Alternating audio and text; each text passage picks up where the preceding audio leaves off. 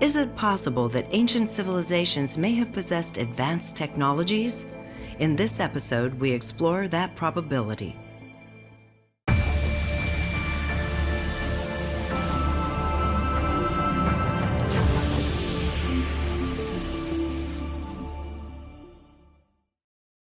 So now we've established that the universe creates through the structure of the vacuum, that the structure of the vacuum spinning produces the material world from the very small of the subplonk to the Planck to the protons to the atoms to the planets, the stars, the galaxies, the superclusters, the universes, and that universes are birthing each other as they emit particles.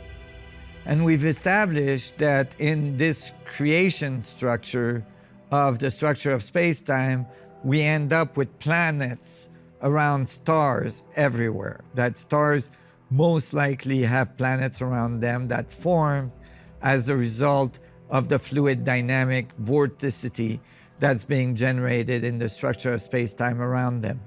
And that many of these planets could host life.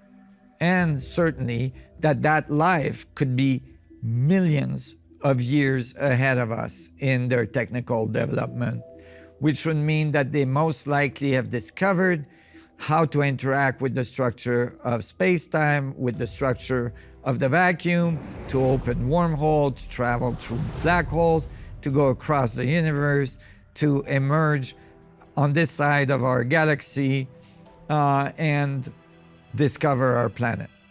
We briefly looked at the history of man and talked about how there is some evidence that there was contact with advanced civilization in our deep past, in an era that now people are starting to call the pre-cataclysmic era, approximately 10 to 12,000 years ago, before the Great Flood, which most likely corresponds to the meltdown of the last ice age. This flood that was reported by over 300 different cultures all around the world, talking about the end of an earlier civilization that was very advanced, that was destroyed by a great cataclysm that involved a rise of the ocean and the flooding of all of these ancient civilizations. When the ancient people talk about this advanced ancient civilization, they talk as well of their capacity to fly in the air. They talk about their capacity to travel in the solar system, at least, if not in the galaxy, and to have interaction with beings from the stars, star beings, or sun gods. This is consistent in a very strong way all around the world, from all these different civilizations which supposedly had no contact with each other. The probability that that would occur if these events were just fictitious, that all of these civilizations around the world would have developed the same myth, never mind built similar buildings, is very low. Talking about the way they built their buildings, none of these civilizations claim to have built some of these remarkable pyramidal structures that you find all around the world.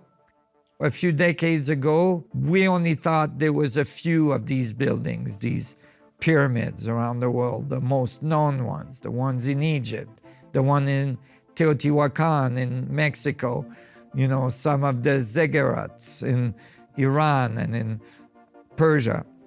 Now we have discovered many, many more pyramids all around the world. In some regions, we've discovered thousands and thousands of them. We found some in China. We found some under the water near Japan. Recently, using LiDAR technology that can see under the foliage in southern Mexico and in Guatemala, we found thousands and thousands of pyramids were present, which would require that millions and millions of people live there. I believe that we are starting to discover the evidence of this earlier civilization that the ancient civilization talked about. When they talked about those buildings, they didn't show themselves building them. There is no hieroglyphs, for instance, in Egypt, on any wall in Egypt, that show them building the pyramids. They all said that the sun gods came from the stars and built these buildings on our planet and taught the humans at the time how to calculate, how to engineer, how to write, and so on. There seems to be a common theme when we look all around the planet in all of these traditions.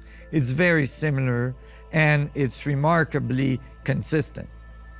One of the most obvious similarity is the engineering that you see in Peru and some of the engineering you see in Egypt, some of the engineering you see in Turkey. There's many different places around the world where you have these enormous stones that were moved, that were placed with precision that exceeds anything we have today. And when I talk about enormous stones, some of them are smaller, in excess of 20 ton, 30 ton. Some of them are much larger, in excess of 200, 300 ton. Sometimes moved across valleys and mountain range. Certain places in Peru where walls with blocks that exceeds 100 ton to 200 tons are found that were quarried in mountain ranges across from where they're found, so that the rocks would have had to be quarried at the top of these mountains, brought down into the valley and up another mountain to be placed where they are. And some of the stones, for instance, at the Valley Temple in Egypt, are 200-ton blocks that come from fairly far away, that are lined with 100-ton granite blocks that comes from hundreds of miles away. And the cut of these blocks is remarkable. Some of the blocks actually exceed 1,000 ton.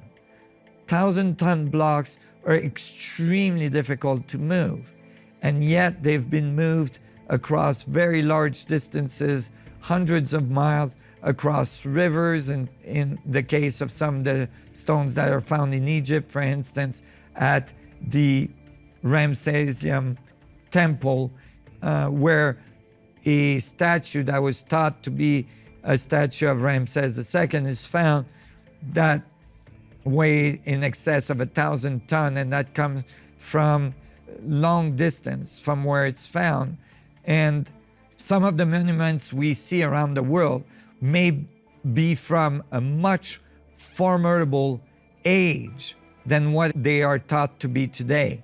And actually, the archaeologists dated them with the later people that found them and that used them in their culture, because they thought they were the monuments of the gods and that they built a whole religion around it. But these monuments may predate this culture by a long shot. In fact, they may come from pre-cataclysmic flood, and so they may exceed 10 to 12,000 years, and in some cases be as old as 30 to 40,000 years. Some of the geological evidence on these buildings supports these claims. Why is this important? It's important because that means the history of humanity is vastly different than what we think it is. In fact, there is evidence that the human genome may not be the result of a linear evolution from monkeys to eventually Homo sapien. There is all of a sudden a huge spike, which is thought to be a missing link, in the evolution of, for instance, the cranial cavity of the Homo sapien from the Neanderthal. These changes that occurred don't seem to be part of a natural evolution. All of a sudden, the cranial cavity doubling in size, the brain doubling in size, the eyes are getting bigger, the loss of hair, all this stuff doesn't seem to be in the natural evolution of human beings the result of natural transformation as a result of adaptation to the environment, but actually that there was an intervention that changed the genes of the structure of the evolution of our planet, and all of a sudden produced a being that was much more advanced, that might have been the result of the splicing of genes that made this sudden transformation of the evolution of hominids, all of a sudden producing the Homo sapien, which may have taken much, much longer without this intervention. Am I completely off track? Am I the only one thinking this? Is it completely crazy ideas that extraterrestrials may have come to our planet and alter or even seeded life on our planet? Francis Crick, one of the most venerated geneticists on our planet, the man that received the Nobel Prize for discovering the structure of DNA, wrote papers in 1973 talking about this. Panspermia theory suggests that life on Earth did not originate on our planet, but was transported here from somewhere else in the universe, perhaps spanning galaxies and solar systems. Microorganisms that were unintentionally distributed by space dust, meteorites, asteroids, and comets landed on Earth and started life here. Crick thought that this theory was improbable, but he wrote that it had to have been implanted by advanced civilization that came to the Earth and implanted the genes that produce life on Earth, or at least some of the genome structure of on our planet was altered to produce the evolution we see today.